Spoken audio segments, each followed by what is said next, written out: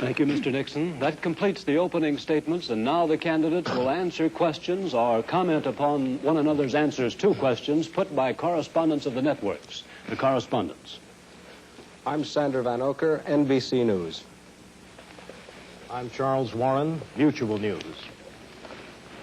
I'm Stuart Novins, CBS News. Bob Fleming, ABC News. The first question to Senator Kennedy from Mr. Fleming. Senator, the Vice President in his campaign has said that you are naive and at times immature. He has raised the question of leadership. On this issue, why do you think people should vote for you rather than the Vice President? Well, the Vice President and I came to the Congress together. 1946, we both served in the Labor Committee. I've been there now for 14 years, the same period of time that he has. So that our experience in government is comparable. Secondly, I think the question is, what are the programs that we advocate? What is the party record that we lead? I come out of the Democratic Party, which in this century has produced Woodrow Wilson and Franklin Roosevelt and Harry Truman, and which supported and sustained these programs which I've discussed tonight. Mr. Nixon comes out of the Republican Party. He was nominated by it. And it is a fact that through most of these last 25 years, the Republican leadership has opposed federal aid for education, medical care for the aged, development of the Tennessee Valley, development of our natural resources. I think Mr. Nixon is an effective leader of his party. I hope he would grant me the same. The question before us is, which point of view and which party do we want to lead the United States? Mr. Nixon, would you like to comment on that statement? I have no comment. The next question to Vice President Nixon from Mr. Van Oker. Mr. Vice President, since the question of executive leadership is a very important campaign issue, I'd like to follow Mr. Novin's question. Now, Republican campaign slogans, you'll see them on signs around the country, as we did last week, say, it's experience that counts. That's over a picture of yourself, sir. Implying that you've had more governmental, executive decision-making experience than your opponent. Now, in his news conference on August 24th, President Eisenhower was asked to give one example of a major idea of yours that he adopted. His reply was, and I'm quoting, "If you give me a week, I might think of one. I don't remember." Now, that was a month ago, sir, and the President hasn't brought it up since. And I'm wondering, sir, if you can clarify which version is correct, the one put out by Republican campaign leaders or the one put out by President Eisenhower? Well, I would suggest, Mr. Van Oker, that if you know the President, that was probably a facetious remark. I would also suggest that insofar as his statement is concerned, that I think it would be improper for the President of the United States to disclose the instances in which members of his official family had made recommendations, as I have made them through the years, to him which he has accepted or rejected. The President has always maintained, and very properly so, that he is entitled to get what advice he wants from his cabinet and from his other advisors without disclosing that to anybody, including, as a matter of fact, the Congress. Now, I can only say this. Through the years, I have sat in the National Security Council. I have been in the cabinet. I have met with the legislative leaders. I have met with the President when he made the great decisions with regard to Lebanon, Kimoy Matsu, other matters. The President has asked for my advice. I have given it. Sometimes my advice has been taken. Sometimes it is not. I do not say that I have made the decisions, and I would say that no president should ever allow anybody else to make the major decisions. The President only makes the decisions. All that his advisors do is to give counsel when he asks for it. As far as what experience counts and whether that is experience that counts, that isn't for me to say. I can only say that my experience is there for the people to consider. Senator Kennedy's is there for the people to consider. As he pointed out, we came to the Congress in the same year. His experience has been different from mine. Mine has been in the executive branch. His has been in the legislative branch.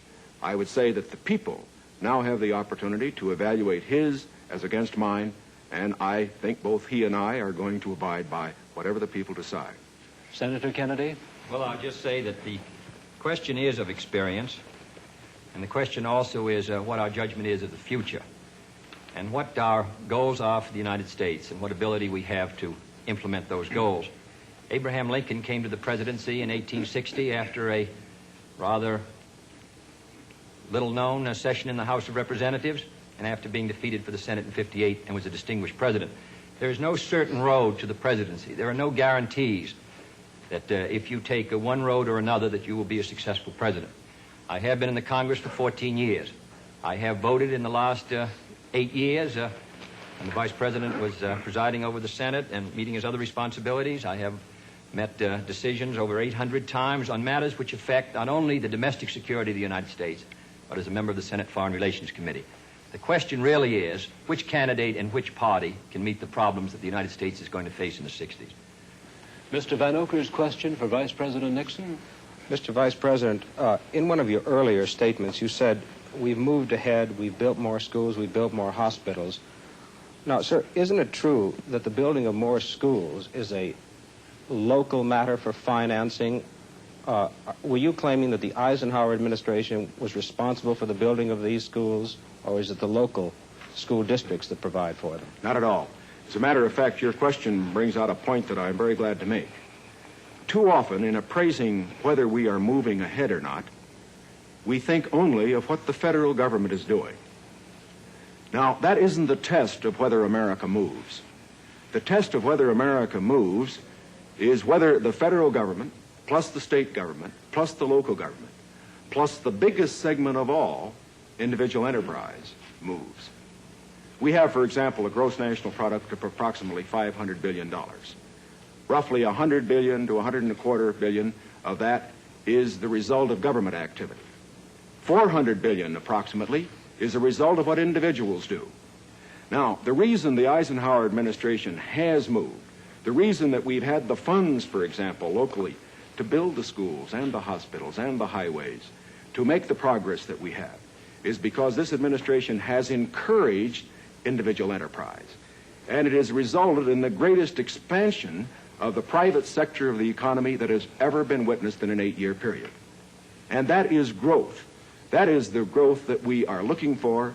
It is the growth that this administration has supported and that its policies have stimulated.